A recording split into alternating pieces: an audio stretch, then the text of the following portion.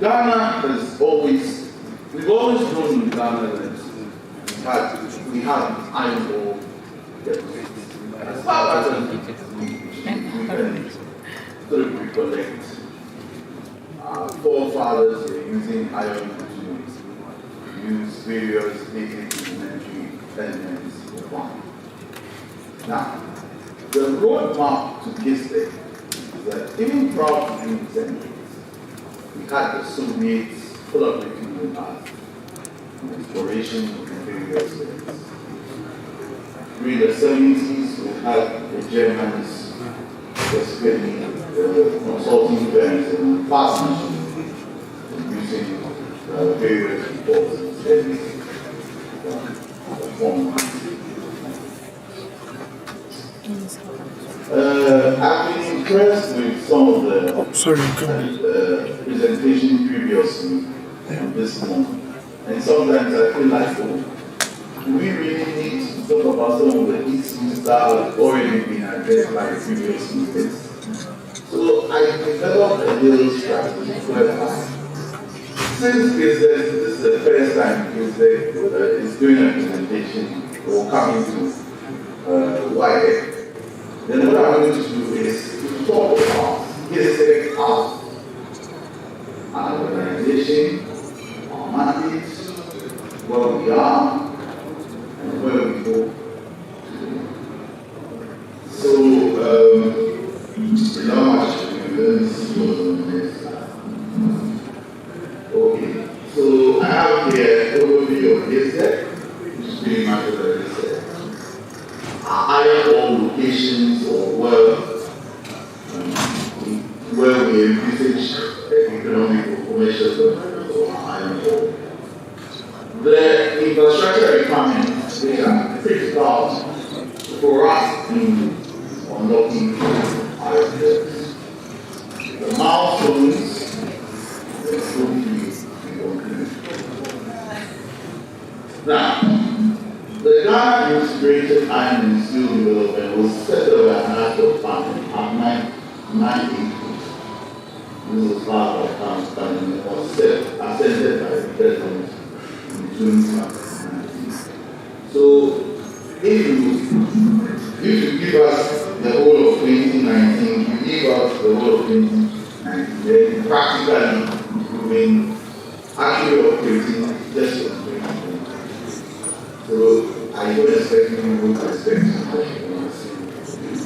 The act establishing us is primarily to promote and develop an integrated iron and steel industry and provide for related markets.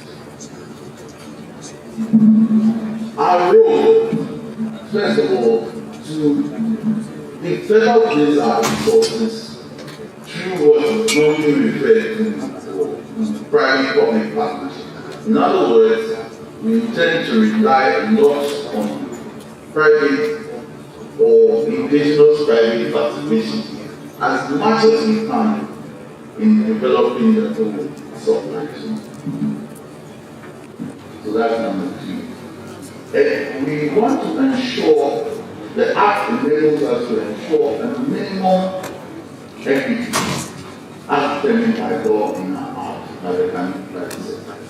Here we're looking at a minimum of 30% Ghanaian, that is inclusive of the 10% carried interest by the state, then a minimum of 20. So if the state can do all the 30, fair enough. If it can't, we need to find the Ghanaian or indigenous partner to do the 20% to arrive at the 30 for the Ghanaian. Now, iron ore, as you would know, doesn't exist in time. It is a heavy logistics thing.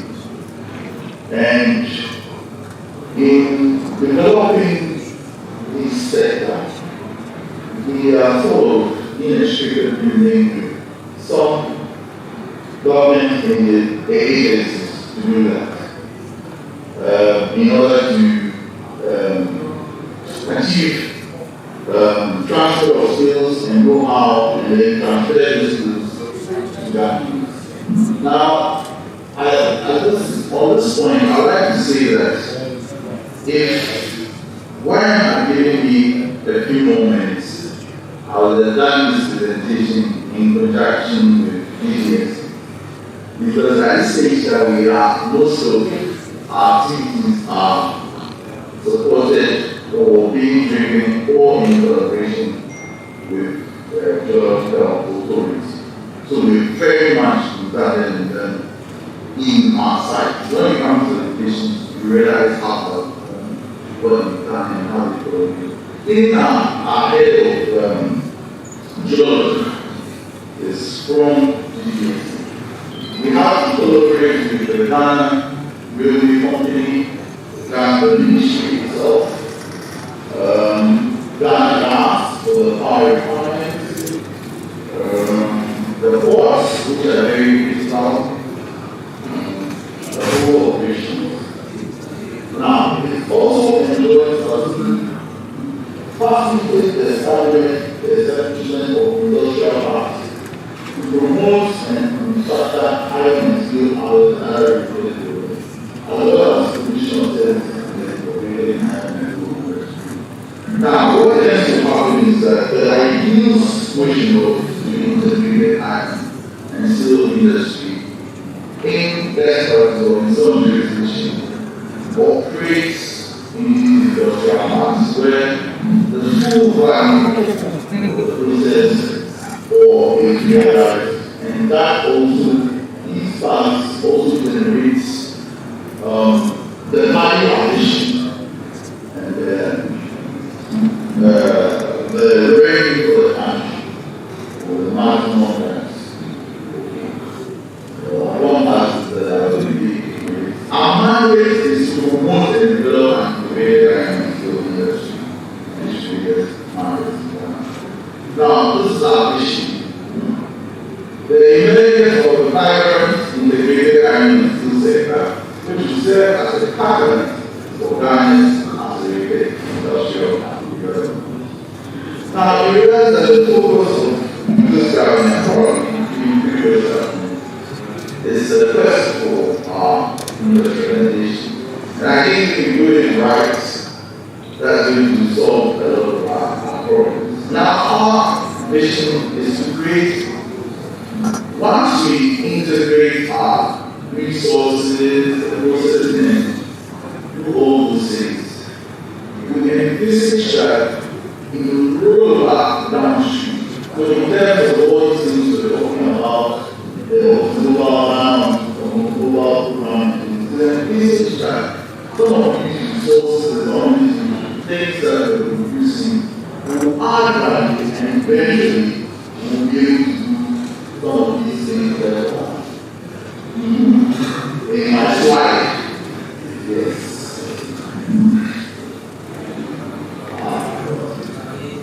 Our mission to promote and develop an integrated iron and steel industry through the formulation and implementation of policies and regulations, exploration and evaluation of public-private investment partnerships.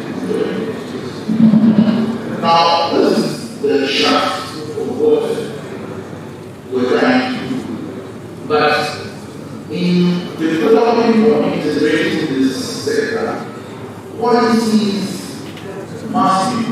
For instance, we need, besides our master plan, which will guide the industry, we need to do something called national scheme policy. Now, these policies, when put into place, and our policies will be eventually including policies on our medical, how we utilize all these resources in our own things. Policies need to be put in place to safeguard that environment and realize the full potential of our resources.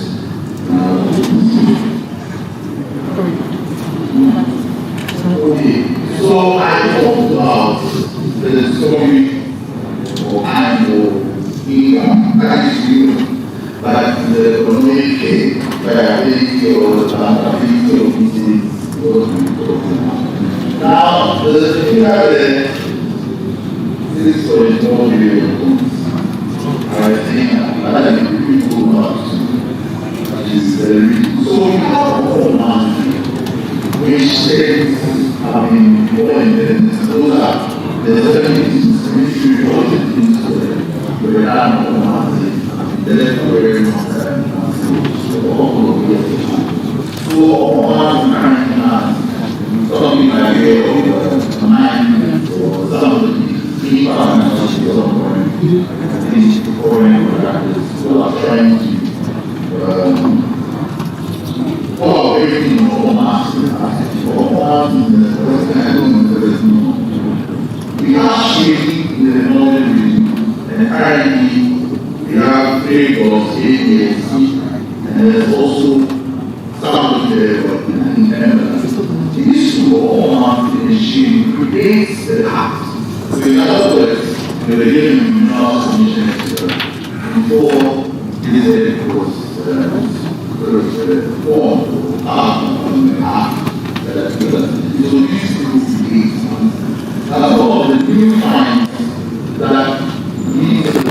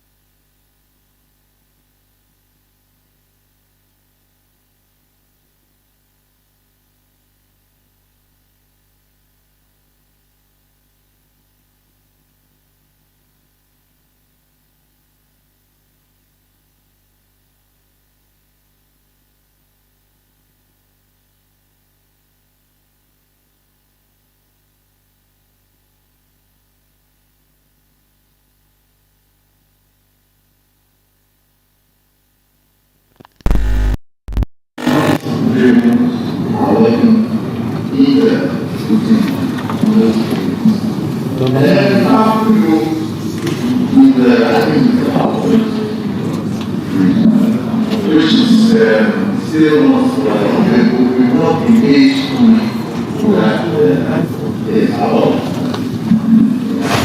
Now, let's see some going is the inferred estimates.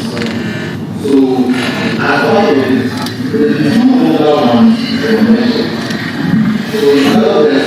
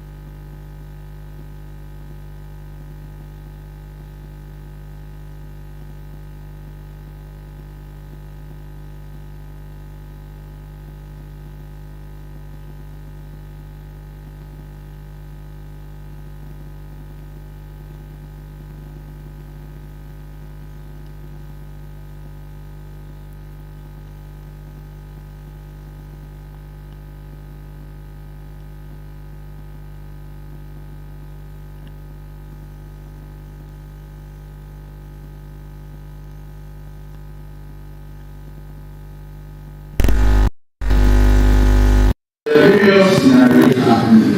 We are also talking about.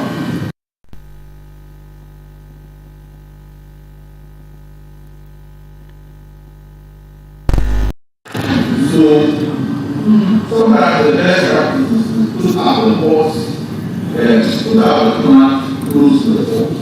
And for the purposes of the there's other tools, of course, like the industrial park and things in the middle of this competition. But whenever we play, real is one of the critical things that need to be sorted out.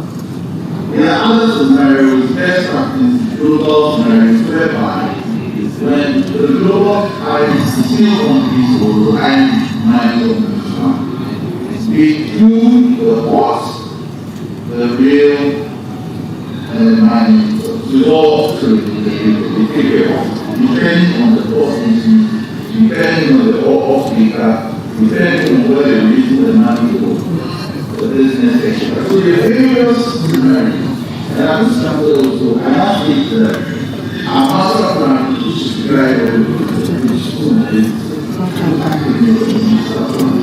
it's actually at we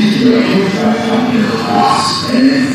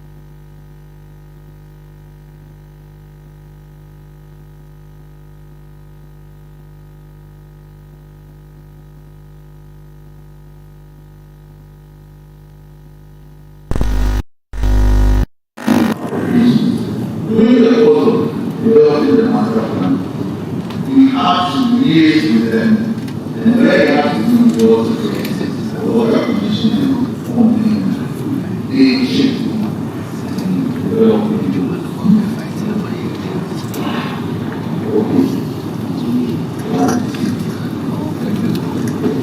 So, the next is everything of the which is now.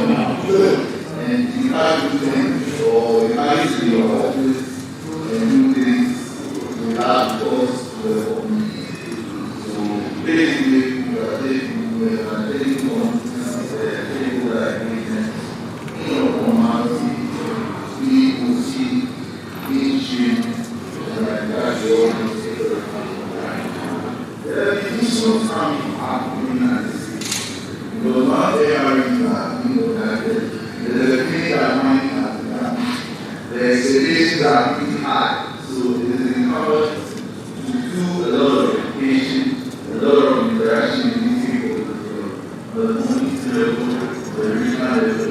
for them to understand where we are, that the mining is so the school of that people whereby man is moving capitalize on Muslims and facts again the college to manage it.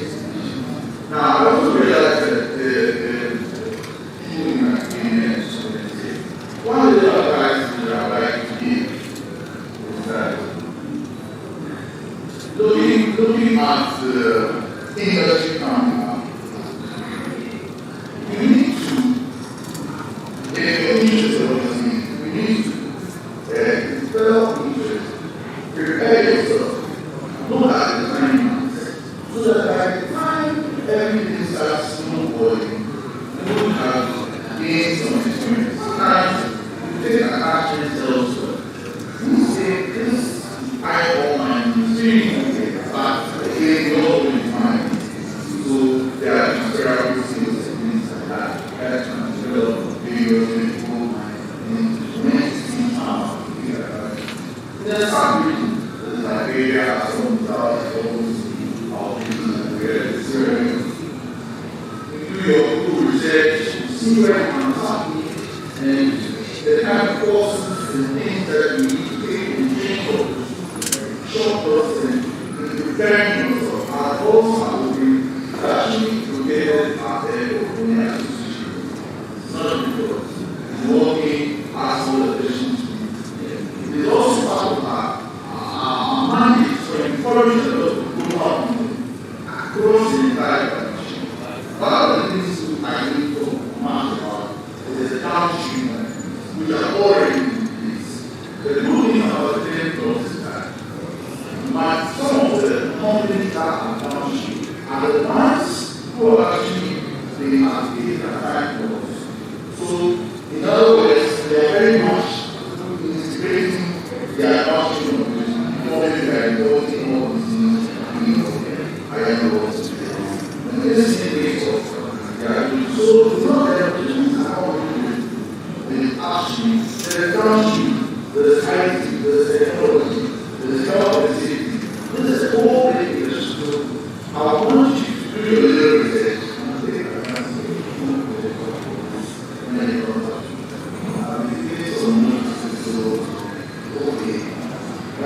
In ending, I would like to say that the story of mind of an intention now will serve as a major stimulus in the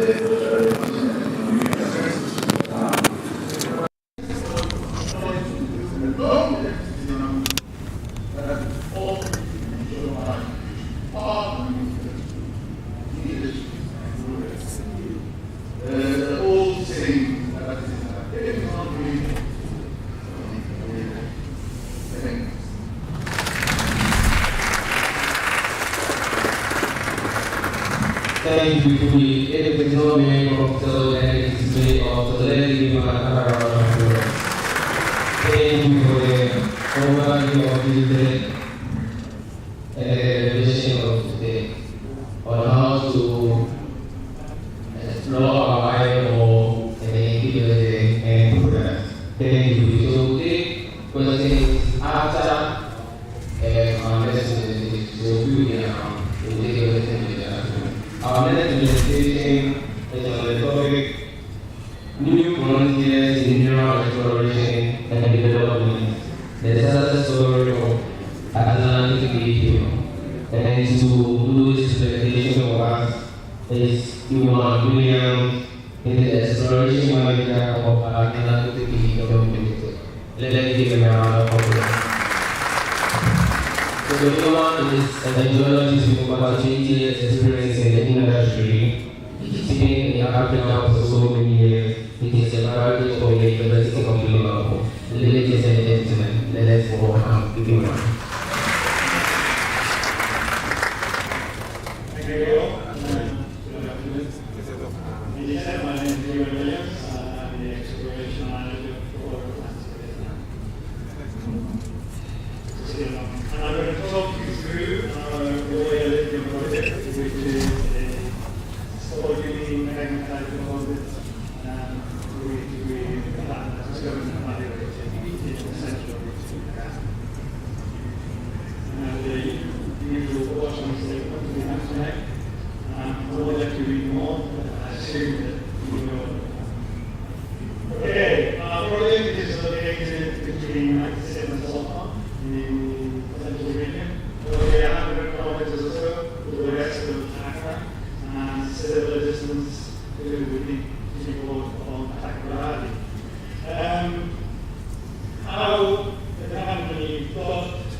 to government in this position is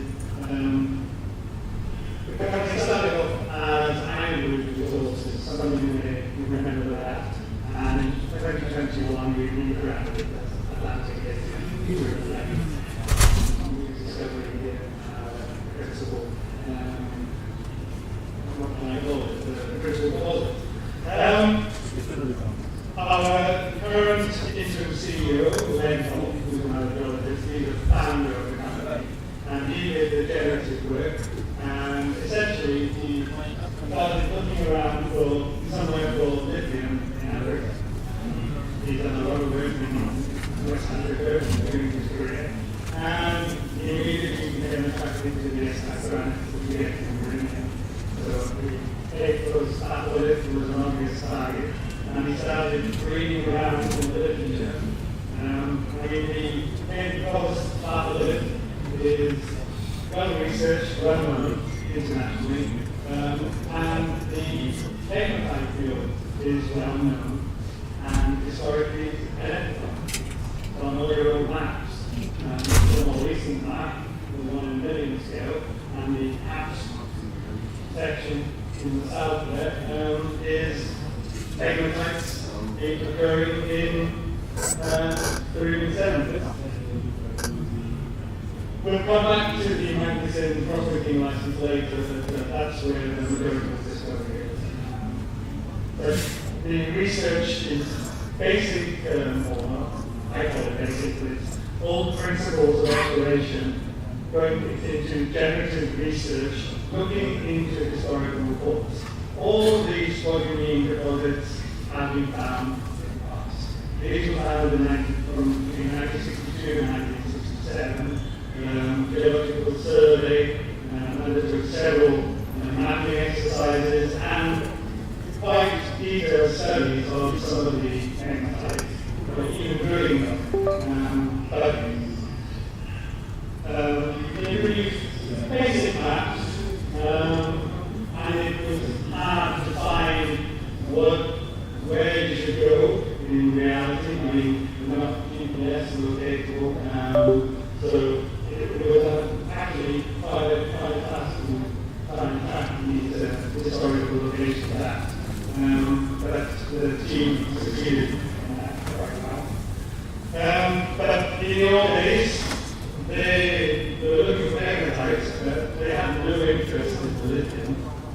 This is a quote from the paper: the spodumene bearing hematite in the WAIC area have no economic deposits.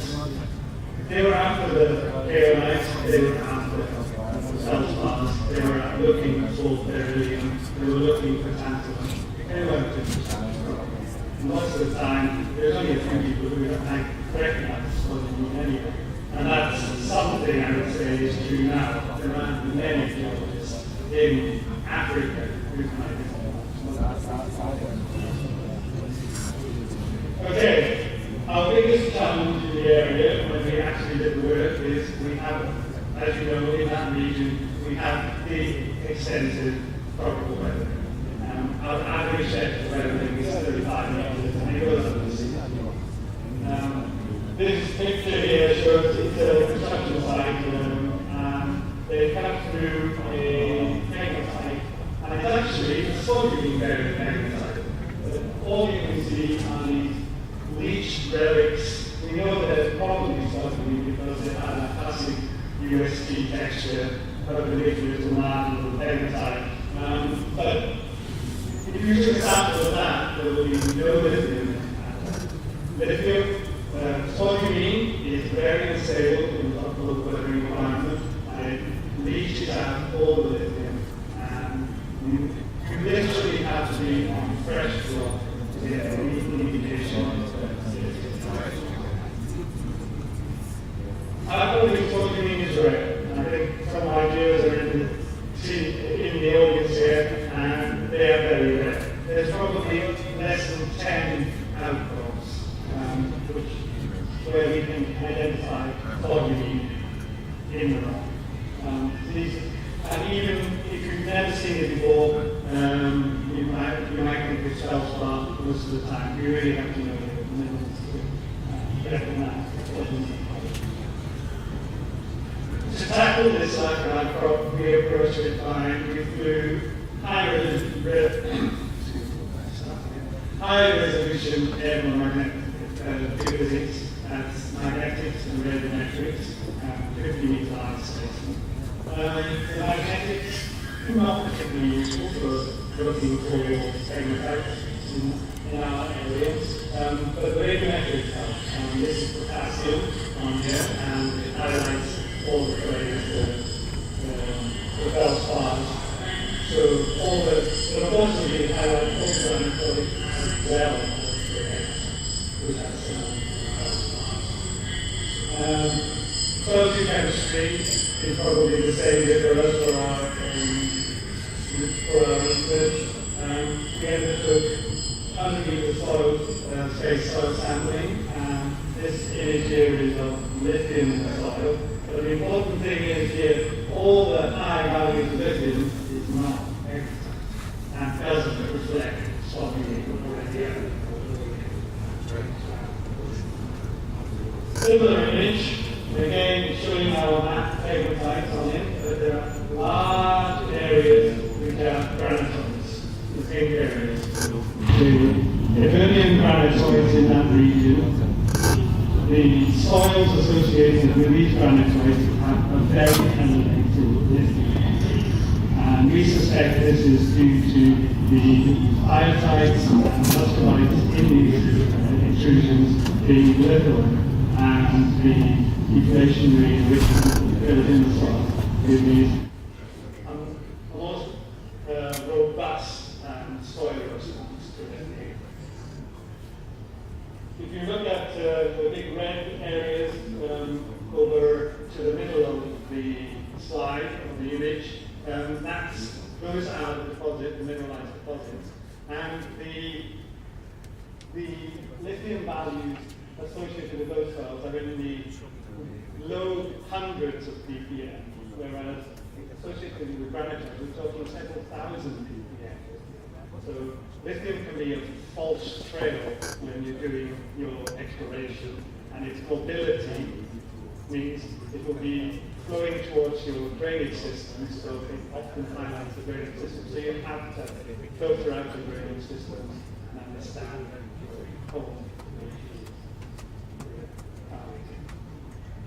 Okay, to cope with this deep weathering, we started off with trenching. Trenching has its problems, environmental impacts and whatever, and it doesn't give an ideal result half the time, but it worked. But we moved on to a man-portable powered auger, and we use that as a mapping tool to define our subsurface lithologies. So they'll drill down 5 to 10 meters, and when we come to identify our lithology, we use it as a mapping tool, and we map out the limits of the pegmatites. It can't tell us if it's going to be mineralized or not, because it's on the right. So we still have to drill. And we've drilled a lot to get to this stage. 121,000 plus meters, 888 RC collars, 11,600 meters plus of diamond drilling, 103 collars. And what we've defined is below the weathering, we have a very robust, majority coarse grain spodumene pegmatite. These images here show the pale green to cream colored pegmatite crystals, and you can see we separated it into what we call P1, which is our coarse grain material, spodumene about 20 millimeters in size, and then we have P2, which is some more images of coarse grain pegmatite. The one on the left is outcropping coarse grain pegmatite, and again on the quarry, and then some of our drill core, but also some sections here in the middle of the WAIMM deposit, and we get up to 60 meters wide intercept on mineralized pegmatite. P2 spodumene, it's less than 20 mils and can be as low as 1 or 2 mils, but We've separated these out. They're important because of the processing of the ore in the future. I'll come to that later. Okay, to date, we've defined a pegmatite field that extends about 3 kilometers by 1.5 kilometers, and it's multiple separate pegmatite intrusions. The main one is a northeast trending WAIMM, which is the big, broad pegmatite in our deposit. It's up to 60 meters in width, but it ranges from 20 to 60, but it's a very robust deposit. And then we have what we call the Avonco trend pegmatites, and they're all trending east-west in strike, and they're much narrower.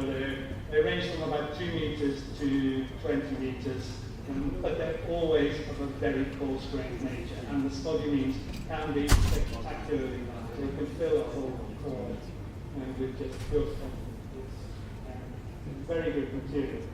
Here's another section of the WAIMM pegmatite, and it's about 60 meters wide. We've defined the mineralization down in excess of 150 meters in depth, down to minus 180, I think, is the lowest point of our mineralization. And the mineralization is consistent and a very high grade and very clear. That's one of the highlights of this deposit. It is spodumene, feldspar, muscovite, and quartz, and there's nothing else. I know other deposits, they talk about their byproducts, which are tantalum or beryllium, niobium. We don't have any of those, and that's one of the benefits. The spodumene is super clean, and there are a lot of customers who are keen to the Avonco trend, so there's a section from there, you see they're much narrower, and they often develop as an on-echelon arrays of pegmatite intrusions. Okay, to date we have a resource on 30.1 million tons, or 1.26, of which 18.9% is in the reserve.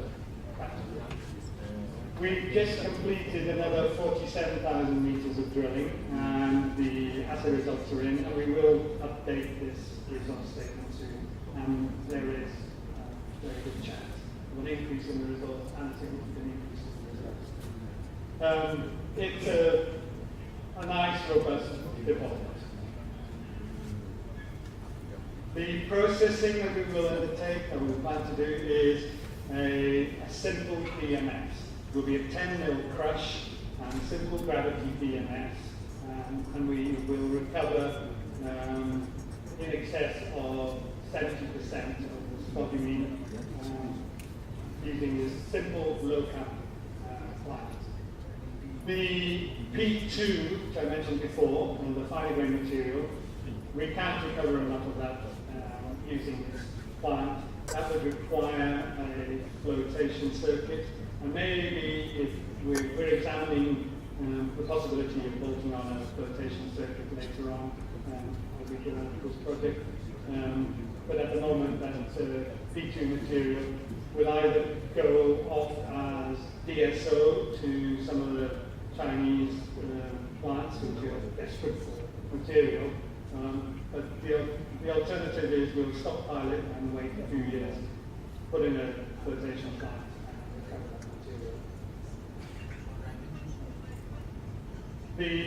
Our position here in Ghana is exceptional compared to our peers. I mean, our biggest competitor or peer in this region is Gilomina in Mali, and they have to transport over 1,000 kilometers to the nearest port with their company. We have 100 kilometers to Takoradi. We're 1 kilometer away from the Accra-Takoradi highway.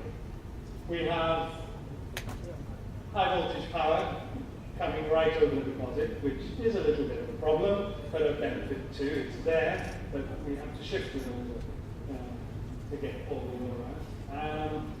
And we hope that to be able to tap into Ghana's hydropower and some of its solar power to